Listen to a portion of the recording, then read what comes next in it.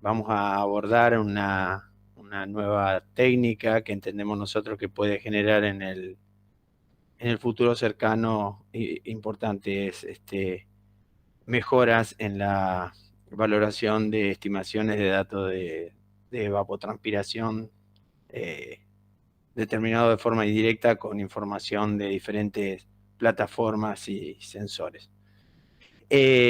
Como ustedes pueden ver en la organización de la presentación, eh, va a tener una estructura introductoria, un poco el proceso, porque no sé si todos conocen en sí el proceso de evapotranspiración, qué es lo que ve un sensor y cuánto representa, una valoración del dato de satélite y el proceso, y después en una descripción de la nueva tecnología o adaptación de esta tecnología para la valoración del proceso de evapotranspiración estimado desde satélite, con un ejemplo específico desarrollado en Argentina.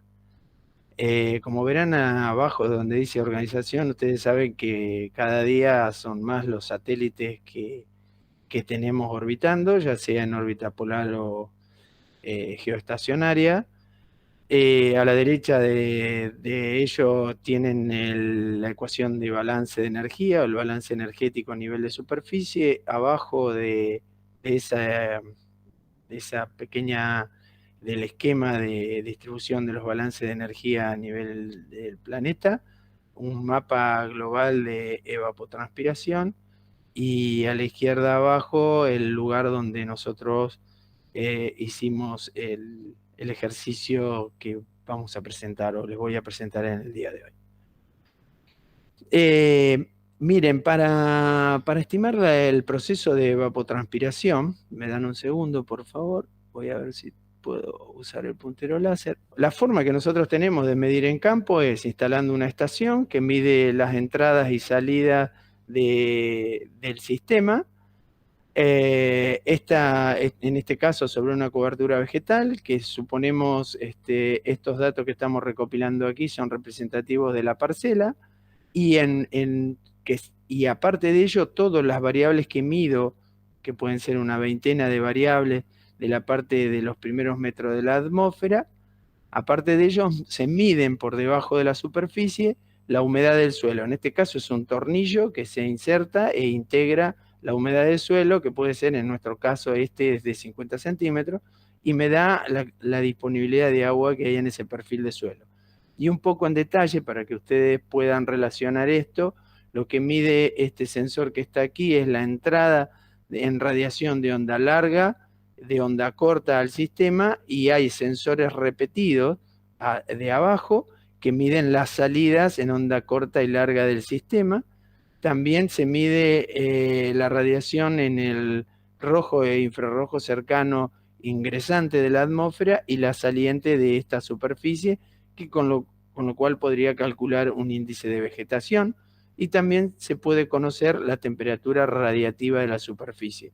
Eso es más o menos lo que nosotros hacemos a nivel de terreno para una valoración de los procesos o del proceso en particular de evapotranspiración.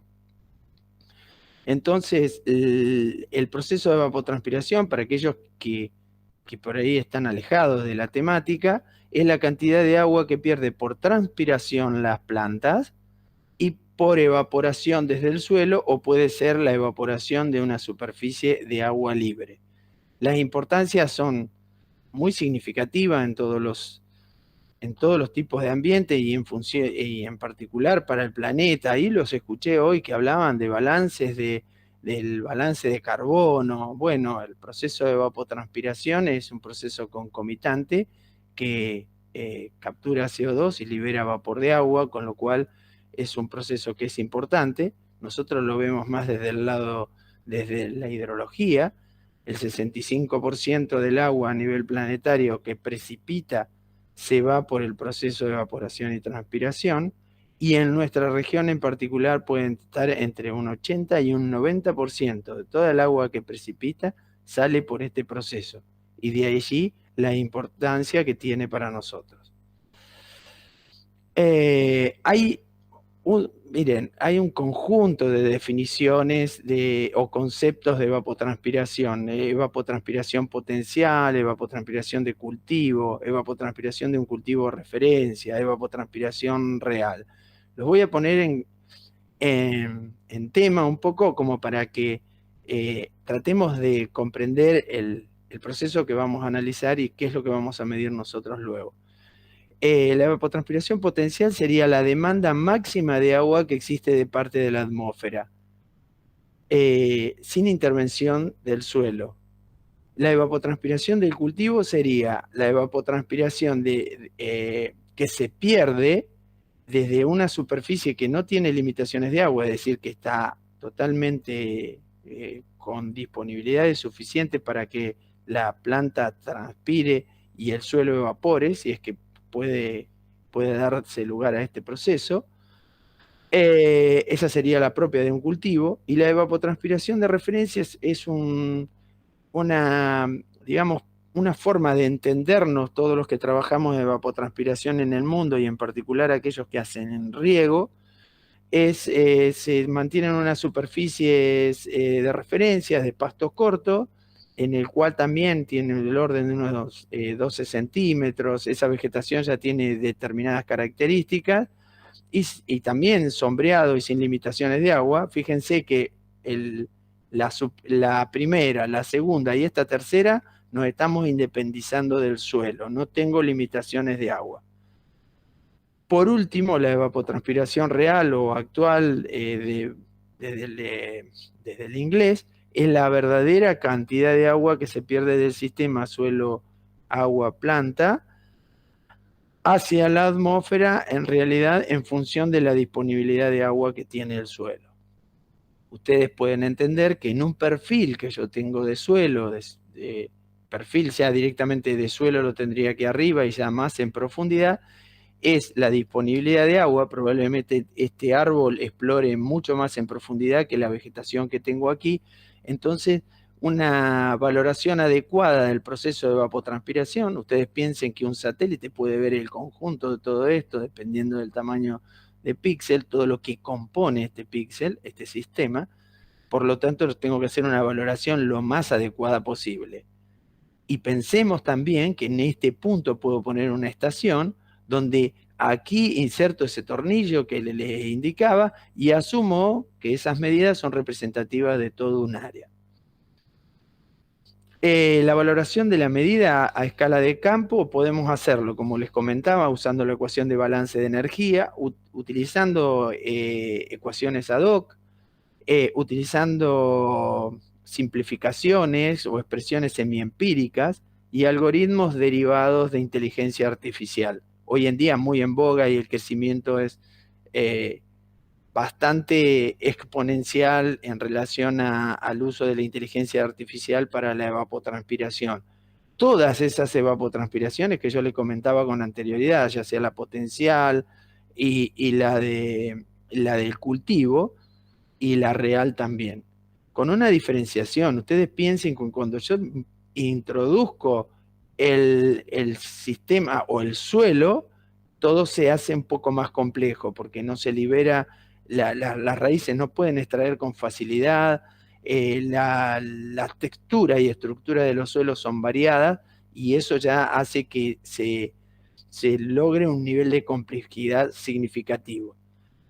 Desde satélite también son sustentados en las ecuaciones de balance de energía, en simplificaciones de esta ecuación y usando algoritmos sustentados en inteligencia artificial. También con satélite ha sido bastante significativo. Y luego también se hacen grandes esfuerzos en aplicar ecuaciones generadas por combinaciones con datos, mediciones locales e información de satélite. Estas funcionan muy bien, pero son de aplicación para la región en la cual fueron desarrolladas. Lo mismo ha pasado con estas a nivel de campo.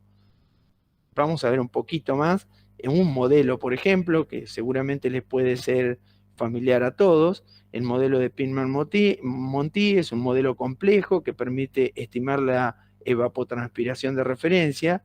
Hablando, olvidémonos de lo que estoy indicando aquí abajo, hablando de esto, tengo una estación como la que mostraba al inicio, donde registro valores de radiación solar, de viento, de temperatura, de humedad del aire, y esta ecuación es una simplificación de la ecuación de balance de energía, donde tiene un término radiativo y un término aerodinámico, que regula la pérdida de agua de ese pasto corto que estábamos tomando en cuenta. Esa superficie de referencia en general, de pasto corto, se la relaciona con la evapotranspiración del cultivo, relacionando cuánto perdería, supongamos, ese pasto corto en relación a un cultivo de maíz o a una plantación de manzanos, de vid, se lo relaciona con un coeficiente de cultivo. Y en este caso es donde con la teledetección fácilmente, a partir de un NDVI, que calculo se determina un KC, y rápidamente con datos de satélite puedo obtener estimaciones de evapotranspiración de un cultivo.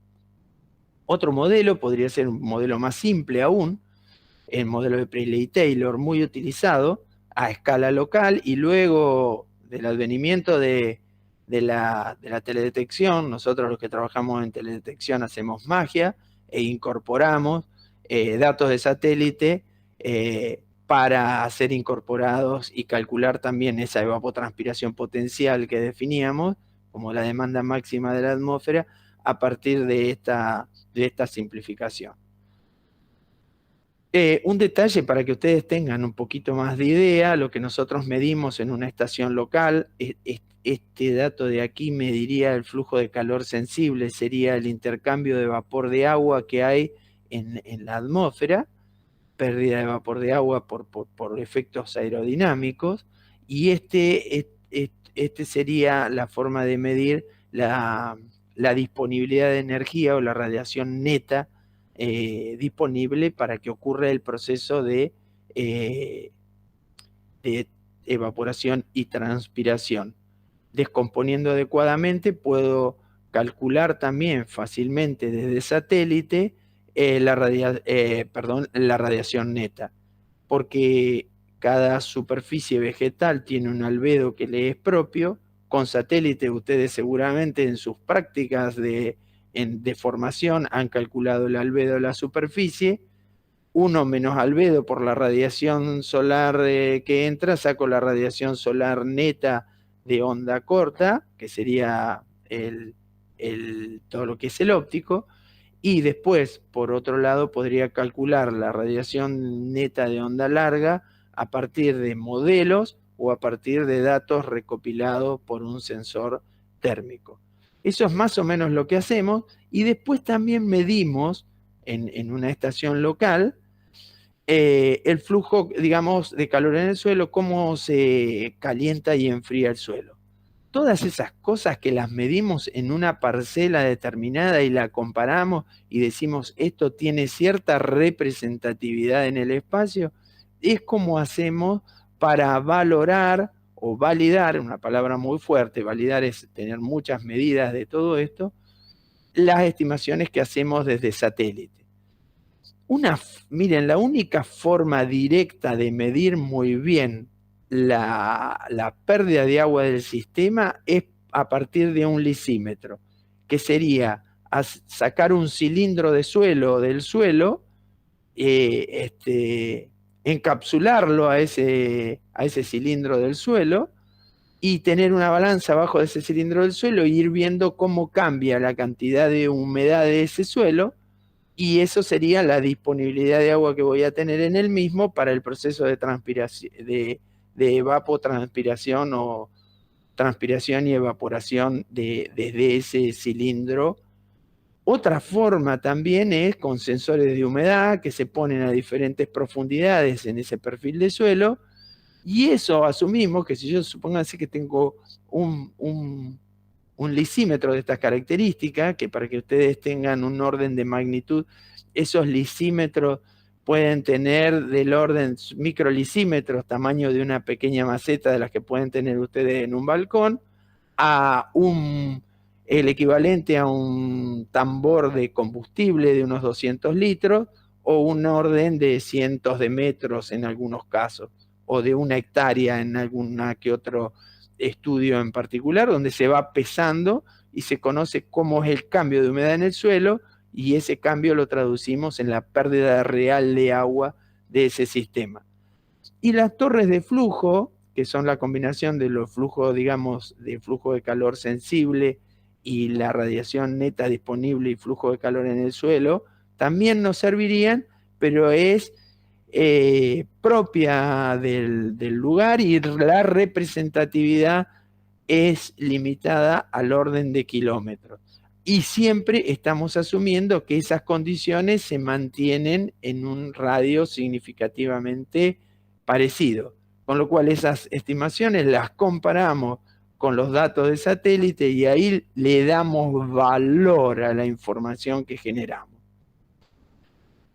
A ver, nosotros lo hemos hecho, lo hacemos y no nos sentimos muy culpables de todo esto. Es lo que podemos hacer, pero ¿son comparables? ¿Integran realmente el dato de una forma muy acabada? Entendemos que no del todo, y por eso lo que les voy a presentar hoy. El error de los métodos, fíjense, el lisímetro está en un error del 5 al 15, los sensores de humedad de 10 al 30, y después con sensores remotos aplicando balances de energía está entre el 10 y el 20 en las estimaciones, y con índice de vegetación entre el 15 y el 40. Después, como esto va a quedar grabado, y cualquier duda que tengan pueden ir mirar también los errores por los procesos físicos, el error del operador es algo que hay que tener en cuenta, y el error por mal funcionamiento de los equipos también deben ser considerados. Y aparte hay otros métodos, pero yo me voy a centrar en estos que son los que mayoritariamente son de nuestro interés.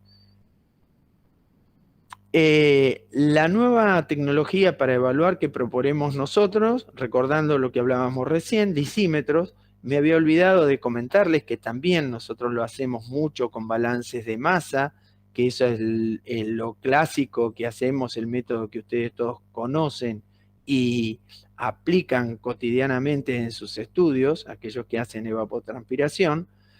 Hacen un balance de cantidad de agua disponible en el suelo día a día, y bueno, con eso conoce la disponibilidad de agua que hay en el perfil de suelo, y eso es más o menos lo que se hace en casi todos los puntos de Argentina.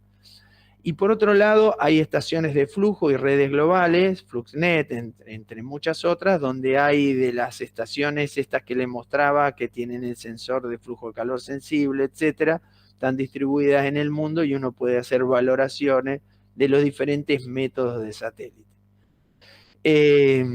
Aquí les puse, después les he dejado indicados si ustedes quieren, en los QR van a acceder a la información específica de estos documentos. Nosotros lo que proponemos es usar gravímetros superconductores para estimar la salida de agua del sistema. Entendemos que los gravímetros son capaces es un método no destructivo, con lo cual no cambio la estructura ni las condiciones de esa superficie, que puede contener árboles, vegetación o de pasto corto, puede contener un suelo desnudo en un área de 1 o 2 kilómetros cuadrados, y en ese contexto, esas medidas entendemos que serían mucho más representativas para hacer una comparación con datos de satélite. Lo que hacemos es, proponemos utilizar un gravímetro superconductor. En este caso nosotros para la aplicación hemos usado el que se ubica en la ciudad de La Plata, en el Parque Pereira y La Ola, donde está el lago de Argentina, y en este caso, para el ejemplo, utilizamos para la comparación los datos del producto MOD 16A2 derivado de datos captados por el sensor MODIS. Para aquellos que no están familiarizados, el MOD 16A2 tiene una resolución de de 8 días resolución temporal, 500 metros de resolución espacial. Y diría, para que ustedes tengan una comparación bastante precisa, un modelo muy cercano al de Pinman-Monty aplicado con satélite, muy interesante porque tiene en cuenta inclusive la cantidad de agua que se puede evaporar desde las hojas luego de una precipitación. Es un método que nosotros hemos trabajado y que en particular aquí está, en esta charla también está Florencia Degano, quien ha hecho una valoración en nuestra región de este producto para toda la región pampeana en particular, y es eso lo que nosotros hemos utilizado para la comparación. El trabajo o la exposición de hoy se sustenta en el artículo que hemos desarrollado junto con gente de La Plata, que son los especialistas y que tienen una capacidad de consistencia de análisis numérico significativo, y nosotros, Florencia y yo, que entendemos un poco del tema de evapotranspiración con datos de satélite. Ahora bien, ¿qué es un gravímetro superconductor? Es un instrumento muy preciso y se sustenta en las propiedades superconductoras de los materiales y en el principio de levitación.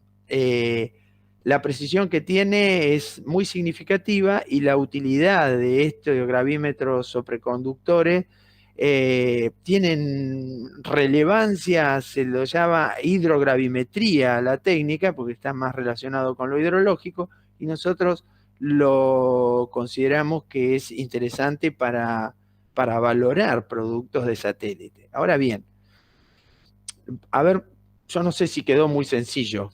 Después me lo dicen en la ronda de preguntas, pero decirles que sería como un recipiente en el cual hay una esfera superconductora. Esa esfera superconductora a una temperatura de 0 Kelvin se mantiene en suspensión y equilibrada en una posición fija, y según cómo cambia la cantidad de agua que hay por debajo en la parte desde el nivel de superficie hasta que se llega al acuífero, cómo es el cambio, cómo cambia el contenido de agua en todo ese espesor del subsuelo, es capaz de generar variaciones gravimétricas de aceleración de la gravedad que se pueden traducir en un desequilibrio de esa esfera, y al desequilibrarse esa esfera uno tiene que aplicar una energía, corriente eléctrica, para que vuelva a la posición de equilibrio de esa esfera. Esa energía que utilicé es una energía que lo traducimos en una lectura en milivolt, y esos milivolt, ese voltaje, se pueden pasar a valores de gravedad, de variaciones de gravedad, utilizando un factor propio para ello. Esos cambios en gravedad representan los cambios en milímetros de agua que hay contenidos en el sistema. Mamma mía, ¿no? Bueno, simplificándolo, de acuerdo a la ley de Newton, y si suponemos que es un área, digamos, yo tengo un acuífero aquí abajo de extensión infinita, las variaciones de la gravedad que ocurren desde la superficie del suelo hasta ese acuífero infinito, y recuerden que nosotros estamos hablando de una zona llana, con lo cual puede ser extenso, las variaciones de humedad se van a deber a lo que ocurre en esta parte de la extensión. Con lo cual, yo puedo, si yo supongo esto de ese modo, puedo decir que esta variación de la gravedad tiene 0,42 nanómetros por segundos al cuadrado de aceleración. Y eso equivale a un milímetro. Entonces nosotros podemos hacer diferentes relaciones matemáticas. Lo importante es que lo que nosotros queremos sacar es el radio de influencia que tendría la medida que hago con unos gravímetros superconductores por encima de de este área. Y la forma de hacerlo es 100 por la profundidad del acuífero. Bien, podemos pensarlo así. Yo tengo mi nivel freático aquí, tengo un cilindro de un radio que lo voy a conocer, ahora lo vamos a relacionar con una imagen de MODIS, en este caso del producto MODI 16. Puedo ir detectando los cambios de humedad del suelo entre T1 y T2 a partir de los delta G que ocurren aquí en función del radio de influencia que tiene. Y todo esto, ven que está comparándome todo el sistema, no estoy perturbando, disturbando nada, con lo cual estoy integrando la cantidad de agua que hay aquí contenida. El satélite va a ver todo esto que tengo aquí y lo puedo comparar para hacer valoraciones relativamente más precisas del proceso de evapotranspiración con datos de satélite. El ejemplo que les puedo decir, que este cilindro podría ser esto que tengo aquí, en este píxel de 500 por 500, mi radio de influencia, si yo supongo que el nivel freático aquí lo tengo a 10 metros de profundidad, recordando la ecuación que presenté anteriormente, 100 por Z, que es el nivel freático, me da 1000 metros de radio. Es decir, que los gravímetros superconductores me permiten evaluar la cantidad de agua que hay o los cambios de almacenamiento de agua hasta esos 10 metros en un radio de 1000 metros. Lindo para evaluar con datos de satélite. ¿Cómo hacemos para hacer este proceso? ¿Qué es lo que necesitamos? Para hacer este proceso nos sentamos en el principio de conservación de masa, donde la evapotranspiración es la precipitación menos lo que escurre menos la variación del almacenamiento. Siendo una zona relativamente llana como la nuestra, nosotros podemos asumir, y a partir de estudios, varios estudios que hay, podemos asumir que un 5% del agua escurre. De acuerdo a los ajustes realizados para el punto de medición nuestra, Jonathan Pendew, autor del trabajo que estuvo con nosotros, el coeficiente C lo ajustó y es de 2,57. Ese 2,57 multiplicado por la variación de la gravedad entre un tiempo T y T menos 1, puedo calcular el almacenamiento. Por lo tanto, la aplicación de la ecuación 1, sustituyendo adecuadamente, va a depender, o lo que vamos a necesitar, va a ser conocer la precipitación y las medidas realizadas por el gravímetro superconductor. Con eso podemos conocer el dato de evapotranspiración. Este dato de evapotranspiración así obtenido, nosotros lo comparamos con el dato de satélite. En este caso del producto MODI 16, podría ser cualquier otro producto que ustedes consideren interesante de utilizar o de valorar. Aquí en la izquierda vemos los cambios de delta G y la precipitación. Nosotros en nuestro análisis usamos el periodo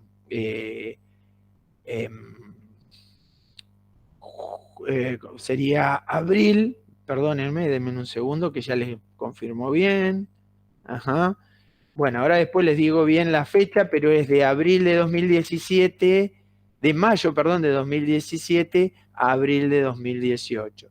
Aquí vemos el comportamiento mensual de las oscilaciones de la evapotranspiración con el método de MODI 16 y con los datos del gravímetro superconductor. Y aquí es una vista de la imagen donde se ubica el gravímetro superconductor ubicado en nuestro país. Las métricas que nosotros obtuvimos son alentadores para la escala mensual, no así para la escala de 8 días, que es una de las medidas que que también comparamos. Y antes que se me había pasado comentarles hoy que uno tiene que hacer estas oscilaciones las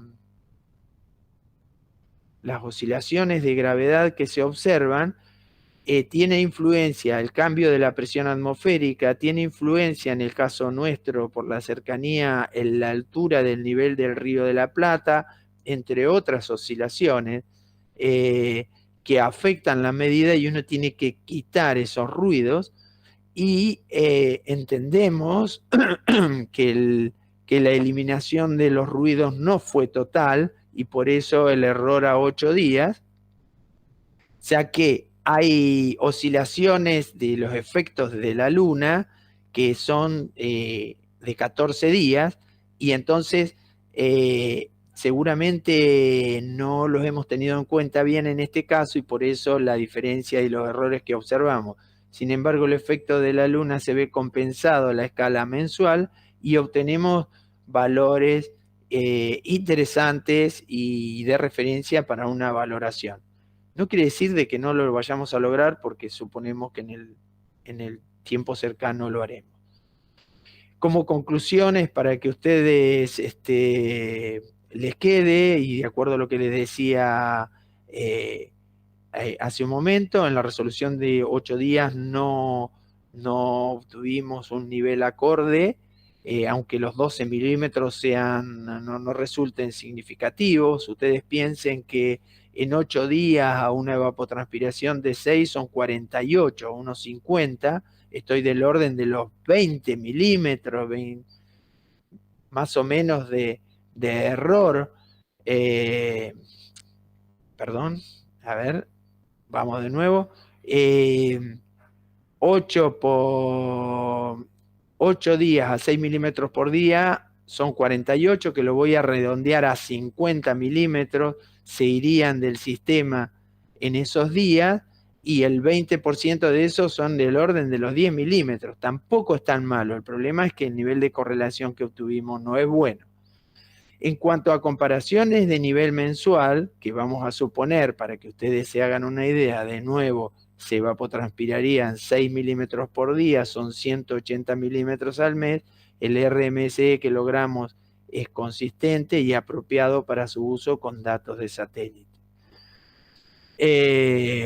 Y es un error menor que el diferente a los otros métodos. El enfoque basado en gravedad como fuente de datos de T-real para nosotros es un paso adelante no abordado hasta ahora y de interés para validación de información de satélite. No solo restringida al proceso de evaporación, sino podríamos saber el cambio de almacenamiento del contenido de agua en todo ese espesor considerado.